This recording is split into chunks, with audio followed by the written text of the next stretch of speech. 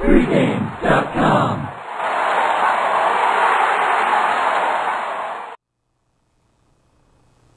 Saturday playoff action, Cincinnati Bengals, Houston Texans. I'm Marco D'Angelo. I'm joined by Brian Leonard. And just like the first video I did with Steven Nover, Brian, this is a rematch of an earlier game this year. A game that I would like to forget about because I had Cincinnati in this game. And if I remember, I think you had Houston in this one, didn't you? I don't remember. It's a long season. But it was a lucky win if you had Houston anyways. But you got the cash. Well, if you won and I didn't, then I know it was lucky. Oh, yeah. But, Houston scores on the final play of the game, and now we go to Houston. Tables are turned. This is going to be my best bet. We've had a great run with it, so I'm going to let you give your thoughts, and then I'll come in at the end and unveil my best bet. Well, anytime you're playing these playoff games, you can bet more than the side and the total in these games. I do a lot with first halves, who's going to score first, who's going to get the ball first, that kind of thing, and a lot of the offshores will let you do that. They won't let you do that in a lot of places in Vegas, but in the playoff games, they actually do. In fact, the Hilton puts up a lot of props on a lot of these games. It doesn't have to be just the Super Bowl. And one of the things I look at is how teams do early in the game, who gets the ball, what's their tendencies. Cincinnati's won the coin flip 8 times this year, and they've deferred every single time.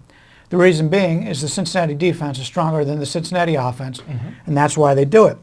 Houston, on the other hand, they've won the coin flip 8 times this year, and they've taken the ball 7 of those times. The only time they didn't was when they played Indy, a team that really doesn't have any offense at all. So you'd have to think, your first thought would be Houston's going to get the ball first. But you have to wonder, if Houston did this just 2 games ago, do they think the Cincinnati offense is very comparable with the Indy offense? I think Cincinnati's, even though it's the lesser of the two, I still think Cincinnati's offense is a little bit better. So I still expect Houston to get the ball first. So therefore, I'm looking to probably, depending on what kind of lines I'm getting, probably to play Houston score first, or maybe Houston in the first quarter, something to that effect, knowing that they're probably going to have one more possession in the first quarter. That's insightful stuff that, taking betting to the next level. I mean, most guys that just bet on the weekends, they're betting a half hour before game time. They're looking at the lines and going, I like this one, I like that one, and that's how they make their bets. At pregame, we've got guys, and we're the only website where, the pros, we share stuff like this. I mean, let's face it, there's a lot of pick sites out there, but you don't really get to talk to to a lot of the cappers. We go into the forums and explain stuff, and this is something that you're sharing with the viewers that they probably never even thought of and to look at. And that's great stuff. And kudos to you for, sharing that. And it makes sense. It absolutely makes sense. I'm going to look at this game, and I'm not looking at the game. I'm looking at the total. And the reason I like the total in this game, now they played already, and it was a game that Houston won, as we talked about on the final play of the game, and I was very upset about that game. Obviously, I had Cincinnati in that game. I thought I had the game won. But this is now playoff atmosphere. You play games differently when you get to the playoffs because, you lose, you go home. So teams have a tendency to play more conservative and take less chances. I think that's going to be even more so in this game because, as you touched upon, the Cincinnati defense is better than their offense. Well, surprisingly, this year, Houston's defense, it's always been they had a great offense and no defense, but even before the injury, the defense was stepping up and was the signature of this team. That was where the biggest improvement was on this team, was with the defense. And now that they lost their starting quarterback, Matt Schaub, then they lose the backup, Matt Leinart, and they're now down to T.J. Yates. The defense has become even more of a focus.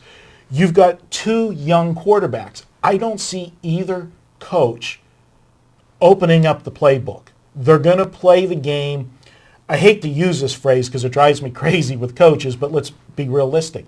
They're going to play more not to lose than to play to win. I like the under in this game. I like the under a lot. We're going to make it our video best bet, and we've had great success with it. Knock on wood. Let's keep it going. 11-4 the last 15 weeks with the video best bet. We had an easy winner last week with San Diego. What do you think about, the total? Yeah, I agree with you on this. In fact, you didn't mention this, but this is two teams that haven't been in the playoffs in a while. So they want to be more conservative. Something I'm looking at, and I don't know if we'll see it, but the total right now is, 38.5? Mm-hmm. So we're looking like a first half total of 19.5. If I can catch 20 in the first half, I'm going to look to play that under as opposed to the game, because once the second half starts, it could get into a passing contest and throw them out of their game plan. So if I can catch a 20 in the first half, I like that better than any other play when it comes to the side and total in this game. I will agree with you, and I'll take that one step further of some of the things that you talked about. I think in playoff games and also in, when you have like a national championship game, it's almost like a boxing match, that first quarter. Mm-hmm. You don't come out throwing haymakers. You come out dancing and jabbing. I like to always use that reference to a boxing match. And I think in this game that makes a ton of sense with the under in the first half, because they're going to want to, ease them into the game. They're not going to call any big plays. They're going to keep it conservative so they get a rhythm, so they get that confidence. And that makes sense. That's a great hedge for take the under in the first half. I still like it for the game, but, I'll be honest, I didn't even think about that for the first half. Yeah. And 20 is definitely a key number if we can find that, because, we got to put up the 3 scores there, and definitely agree with you there. Any other thoughts you have on this game? Well, I did want to point out, if we don't get the 20, you're better off playing the whole game under, because you're looking at the combinations of 3 and 7. But I didn't talk about, in the first half of the season, Houston on the season has outscored the opposition by 100 points in the first half. But since the bye, which is basically when TJ Yates started coming in, they've been outscored by 17. So it's a totally different situation with Houston. Earlier in the year with Matt Schaub, they're putting points on the board, taking a big lead. They wanted the ball first. So it's somewhat of a concern, but they've scored first in 13 of their 16 games, including 4 or 6 with TJ Yates and after the starting quarterback went down. So I still like that situation, and I'm with you. I think Cincinnati at 3 has got a little bit of value here, because I'm not so sure. Take a look at Cincinnati on the road this year. They played very well on the road, 5-1-2 against the spread on the road. So it's a team that's seasoned on the road in a low-scoring game. Well, yeah, both teams, their defenses have played strong. One thing I want to note about Houston, and people might look at the last, 3 games, they gave up 28 to Carolina, 19 to Indianapolis, and 23 to Tennessee. What I want to note is the one thing in common with those 3 games was after they clinched their playoff. Right. They clinched the division. They, with TJ Yates at quarterback, they weren't going to win the number 1 seed. They actually had a chance. They were tied in that, they were in that mix. But when they won against Cincinnati, and that clinched the playoff for them, the division title, this is a team that's never been to the playoffs. So it was almost like, to me, like a letdown. You go the 6 games prior to that, and they have held 6 straight opponents to 14 or less prior to them clinching the division. So I think they're going to have that renewed, defensive effort and back, and that's, why I'm lining up on the under.